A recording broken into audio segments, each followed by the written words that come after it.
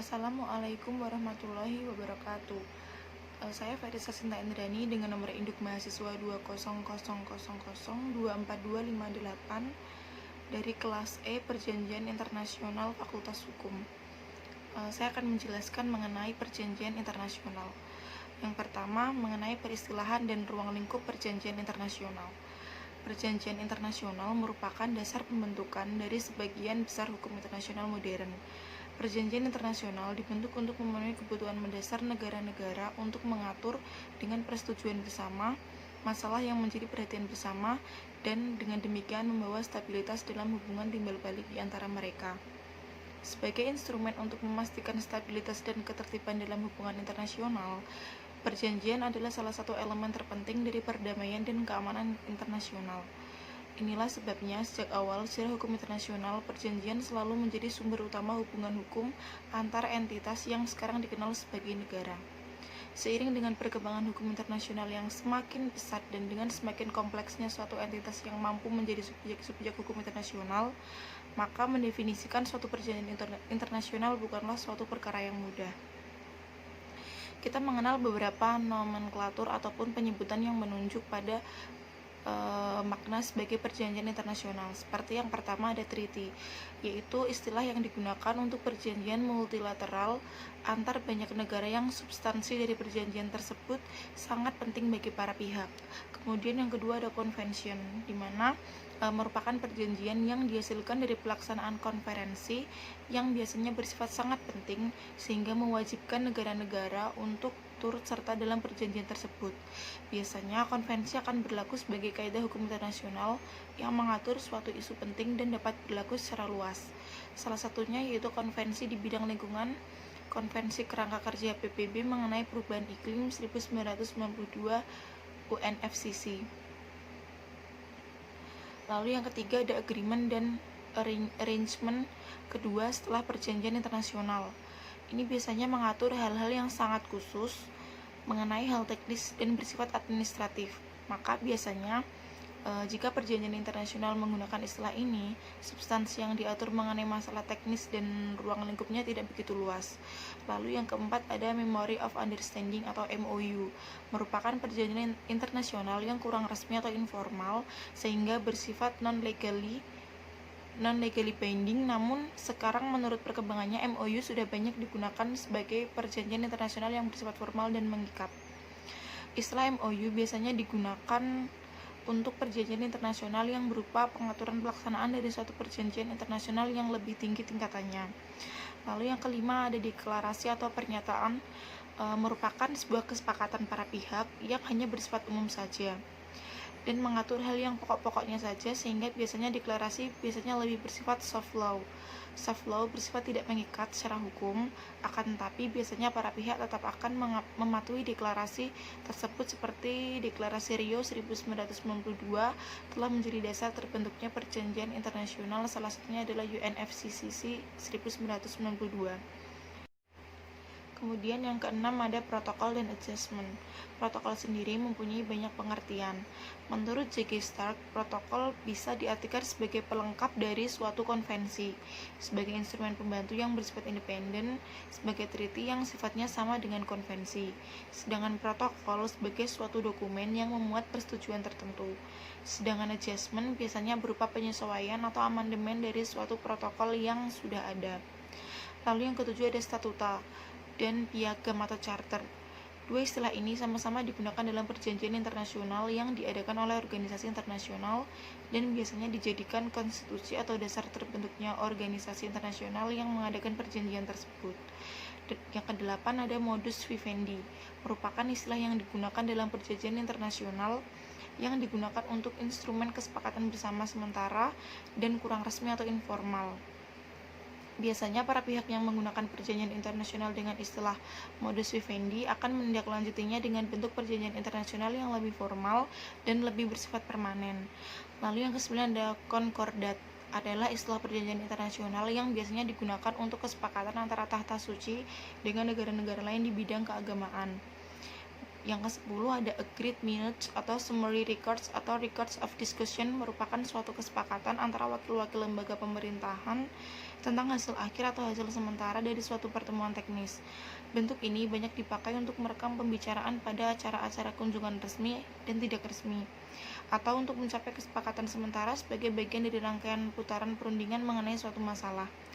Lalu yang terakhir yaitu ada pertukaran nota politik atau exchange of notes, adalah sebuah instrumen diplomatik yang berisi pertukaran penyampaian atau pemberitahuan resmi posisi pemerintah masing-masing yang telah disetujui bersama mengenai suatu masalah tertentu.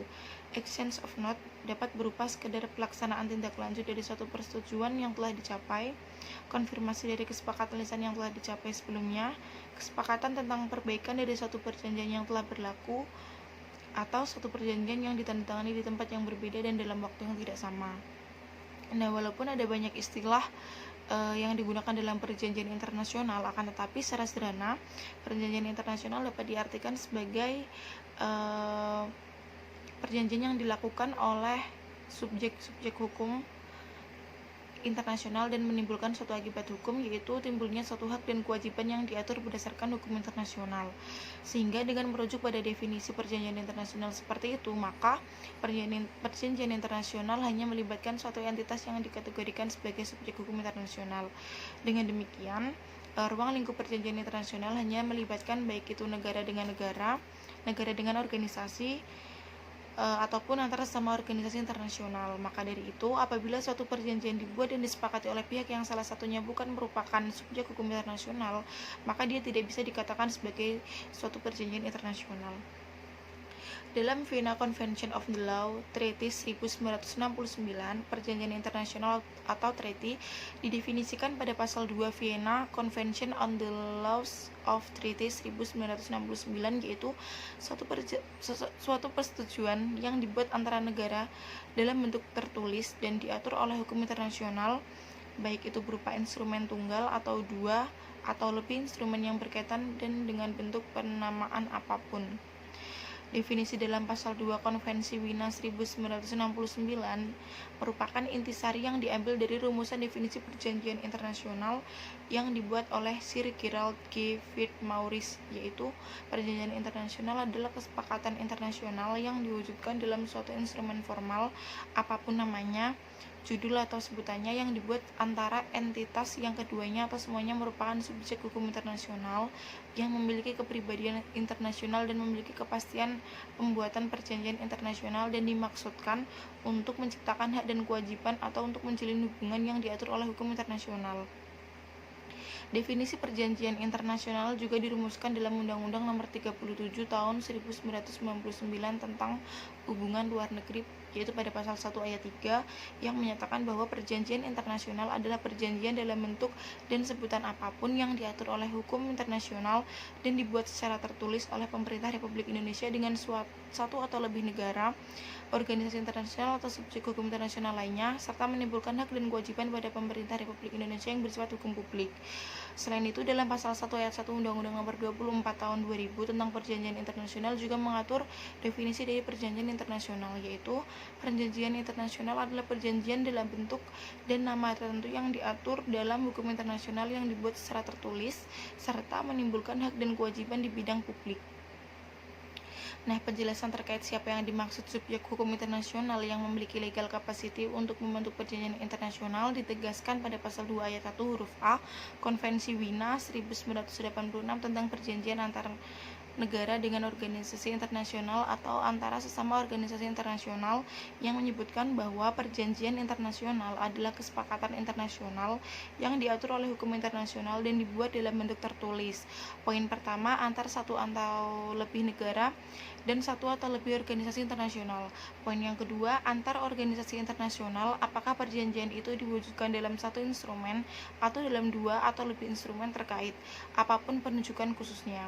Nah, secara umum dapat disimpulkan beberapa unsur yang menjadi syarat suatu kesepakatan dapat dikategorikan sebagai perjanjian internasional, yaitu yang pertama, perjanjian internasional harus berbentuk tertulis agar dapat dijadikan bukti otentik bahwa perjanjian tersebut memang ada dan benar merupakan hasil dari kesepakatan para negara pihak. Biasanya kesepakatan itu akan dirumuskan menggunakan bahasa yang dapat dimengerti oleh para pihak, tetapi pada umumnya bahasa yang digunakan adalah bahasa Inggris sebagai bahasa yang digunakan hampir di seluruh dunia, yang merupakan merupakan bahasa pergaulan di dunia internasional. Kemudian yang kedua, perjanjian internasional diatur oleh hukum internasional dikarenakan perjanjian internasional pasti membebani para pihak dengan hak dan kewajiban sehingga muncul akibat hukum bagi para pihak, maka perjanjian tersebut harus tunduk pada hukum internasional maupun hukum perjanjian internasional pada umumnya. Lalu yang terakhir, perjanjian internasional mempunyai objek tertentu. Pada prinsipnya, setiap perjanjian pasti mempunyai objek yang akan diperjanjikan. Begitu juga dengan perjanjian internasional, biasanya objek tersebut akan menjadi nama dan dari perjanjian yang akan dilaksanakan, mengingat dalam perjanjian internasional tidak diatur secara sistematis penggunaan namanya. Kemudian yang kedua merupakan sumber hukum perjanjian internasional. Majelis Umum PBB dan sekaligus merekomendasikan agar Majelis Umum mengadakan konferensi internasional untuk membentuk suatu konvensi terkait subjek tersebut. Kemudian yang ketiga ada The Vienna Convention on the Law of Treaties Between States and International Organization or Between International Organization of 1986. The Vienna Convention on the Law of Treaties Between States and International Organizations or Between International Organizations of 1986 atau Konvensi Wina tentang perjanjian antara negara dengan organisasi internasional atau antara sesama organisasi internasional tahun 1986 merupakan salah satu instrumen hukum internasional yang penting bagi masyarakat internasional. The Vienna Convention on the Law of Treaties Between States and International Organizations or Between International Organizations of 1986 yang selanjutnya disebut dengan Konvensi Wina tahun 1986 memiliki arti yang sangat penting bagi masyarakat internasional, terutama dikaitkan dengan pertimbangan berikut ini.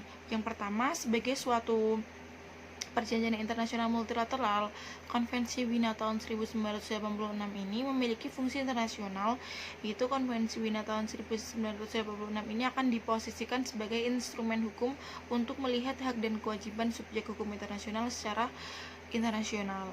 Kemudian yang kedua, sebagai suatu instrumen hukum internasional yang secara eksplisit mengakui posisi organisasi internasional dalam masyarakat hukum internasional, Konvensi Wina tahun 1986 ini tampaknya telah memiliki implikasi yang cukup signifikan dalam sistem hukum internasional modern.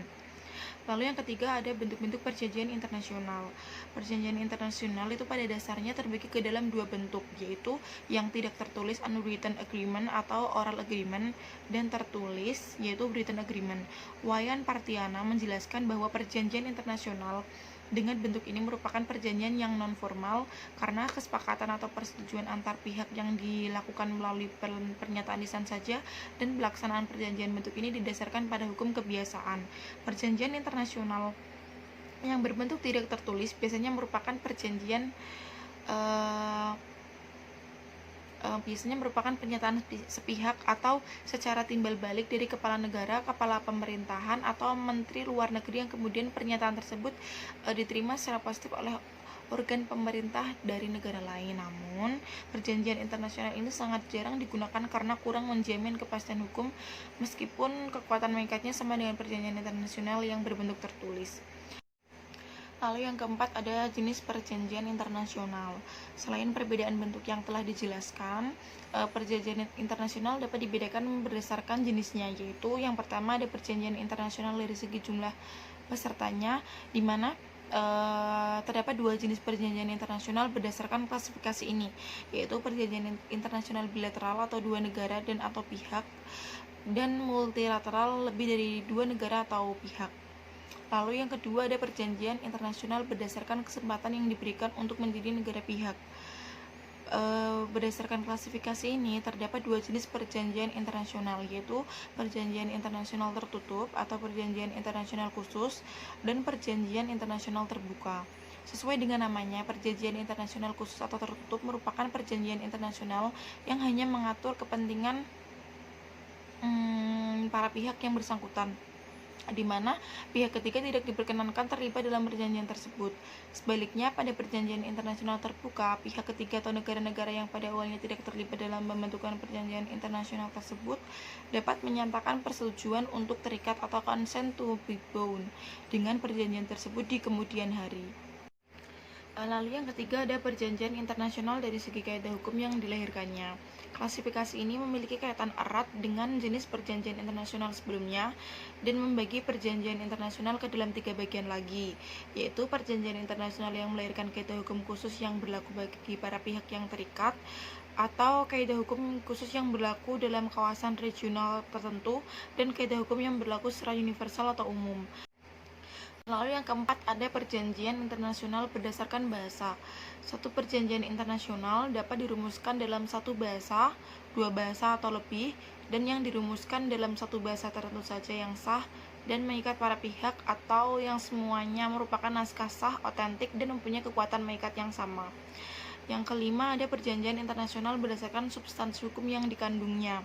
Secara garis besar, ada 3 macam perjanjian internasional jika ditinjau berdasarkan kaidah hukum yang dirumuskan di dalamnya, yaitu perjanjian internasional yang seluruh pasalnya merupakan perumusan dari kaidah-kaidah hukum kebiasaan internasional dalam bidang yang bersangkutan, yang merupakan perumusan atau yang melahirkan kaidah-kaidah hukum internasional yang sama sekali baru, atau yang substansinya merupakan perpaduan antara kaidah-kaidah hukum kebiasaan internasional dan kaidah-kaidah hukum internasional yang baru sama sekali. Yang terakhir ada perjanjian internasional berdasarkan pemrakarsanya. Perjanjian internasional sudah pasti lahir atas kebutuhan untuk mengatur suatu objek yang dihadapi secara bersama-sama oleh para pihak yang berkepentingan.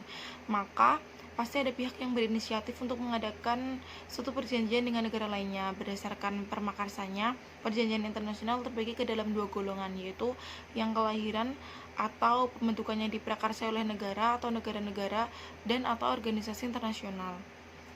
Sekian yang dapat saya sampaikan. Semoga materi yang saya sampaikan bisa bermanfaat bagi kita semua.